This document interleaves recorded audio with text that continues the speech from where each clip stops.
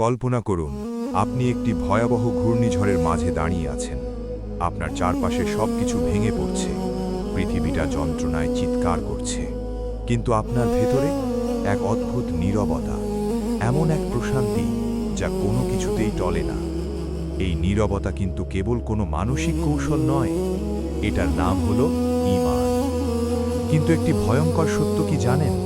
আমাদের মধ্যে অধিকাংশ মানুষ ঈমানকে কেবল শোপিস হিসেবে হৃদয়ে জমিয়ে রাখি, নোঙর হিসেবে নয়। আর তাই যখন জীবনের আসল ঝড়, প্রিয়জন হারানো, অভাব কিংবা সন্দেহ হানা দেয়, তখন আমরা খড়কুটোর মতো ভেসে যাই। আসলে ঈমান কি? কেন এটা ভেঙে যায়? আর যদি আপনার ঈমান ভেঙে চুরমার হয়ে গিয়ে থাকে, তবে তা নতুন করে গড়ার পথ কি? ঈমান কেবল মুখে বলা কোনো শব্দ নয়, এটা কোনো সামাজিক পরিচয়ও নয়। ইসলামে ঈমান হল তিনটি জিনিসের এক অভূতপূর্ব সমন্বয়। প্রথমত, তসদিকুম বিল কলব, হৃদয়ের প্রতিটি স্পন্দনে সৃষ্টিকর্তাকে চিনে নেওয়া। দ্বিতীয়ত, ইকরার বিল লিসান, সেই সত্যকে উচ্চস্বরে স্বীকার করার সাহস রাখা। আর তৃতীয়ত, আমালুম বিল আরকান, আপনার শরীরের প্রতিটি অঙ্গ দিয়ে সেই বিশ্বাসের প্রতিফলন ঘটানো। ঈমানকে অনেকটা বীজের মতো ভাবুন। আলমারিতে তুলে রাখলে এটা স্রেফ একটা শক্ত দানা, কিন্তু যখন আপনি এটাকে মাটির নিচে পুঁতে দেন, তখন এটি অন্ধকারের সাথে লড়াই করে আলোর দিকে ডালপালা মেলে। ঈমান একটি জীবন্ত সত্তা, আর প্রতিটি জীবন্ত জিনিসের মতোই ঈমানও হয় নিঃশ্বাস নেয়, নয়তো দম বন্ধ হয়ে মারা যায়। আমাদের কেন শূন্যতা অনুভব হয়? কেন নামাজকে কথোপকথন মনে না হয়ে একটা ক্লান্তিকর বোঝা মনে হয়? মনে রাখবেন, ঈমান একদিনে ভেঙে যায় না, এটা ধীরে ধীরে ক্ষয় হয়ে যায়। এর প্রথম ফাটল হলো ছোট ছোট গুনাহ।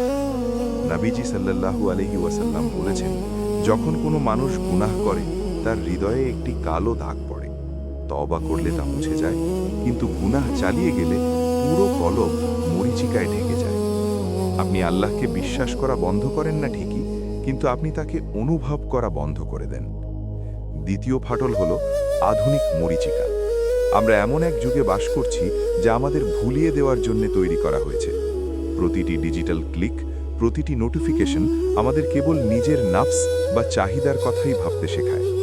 যখন আপনার জগৎ কেবল আমি আর আমার হয়ে যায়, তখন সেখানে আল্লাহর জন্য কোনো জায়গা অবশিষ্ট থাকে না। যদি আপনার মনে হয় আপনার ঈমান ভেঙে যাচ্ছে, তবে থামুন, শুনুন। হৃদয়ের ফাটল দিয়েই কিন্তু আলোর প্রবেশ ঘটে। একে মেরামত করার প্রথম ধাপ হলো তওবা। তওবা মানে শুধু শব্দ উচ্চারণ করা নয়, তওবা মানে হলো ঘরে ফিরে আসা। আপনি যতই দূরে চলে যান না কেন, আল্লাহর কাছে ফেরার রাস্তাটি মাত্র একটি তওবার দূরত্বের সমান। দ্বিতীয় ধাপ হলো জ্ঞান অর্জন। আপনি যাকে চেনেন না, তাকে কোনোদিন ভালোবাসতে পারবেন না। আপনি যদি আল্লাহকে শুধু শাস্তিদাতা হিসেবে চেনেন, তবে আপনার ঈমান হবে ভয়ে ভরা। কিন্তু আপনি যদি তাকে আল ওয়াদুদ বা পরম দয়ালু হিসেবে চেনেন, তবে আপনার ঈমান হবে ভালোবাসার এক মহাকাব্য। আপনার পরিবেশ বদলান। একাকী কয়লা দ্রুত ছাই হয়ে যায়, কিন্তু আগুনের পাশে থাকলে তা দীর্ঘক্ষণ জ্বলে। আপনার চারপাশের মানুষগুলো কি আপনাকে আল্লাহর কথা মনে করিয়ে দেয়? আপনার ঈমানই আপনার জীবনের সবচেয়ে দামি সম্পদ। আপনার ডিগ্রি, বাড়ি বা সোশ্যাল মিডিয়া সম্মানের চেয়েও এটি কোটি গুণ বেশি মূল্যবান। কারণ যখন সব আলো নিভে যাবে, যখন শরীর থেকে শেষ নিঃশ্বাস চলে যাবে, কেবল এই ঈমানই আপনার সাথে কবরের অন্ধকারে প্রবেশ করবে। ঈমান হলো অন্ধকারের ঢাল, মরুভূমির জ্বালানি।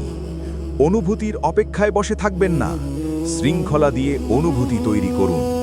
মন না চাইলেও জায়নামাজে দাঁড়ান, অভাব থাকলেও আল্লাহর রাস্তায় খরচ করুন। কারণ বিশ্বাস মানেই হলো অজানার উপর অটল ভরসা রাখা। বিশ্বাস বা ঈমান মানে এই নয় যে আপনার জীবনে কোনো লড়াই থাকবে না। ঈমান মানে হলো সেই লড়াইয়ের প্রতিটি মুহূর্তে আল্লাহর উপস্থিতি অনুভব করা। আপনার হৃদয়ের নোঙরটিতে মরিচা ধরতে দেবেন না, একে মজবুত করুন, একে যাপন করুন।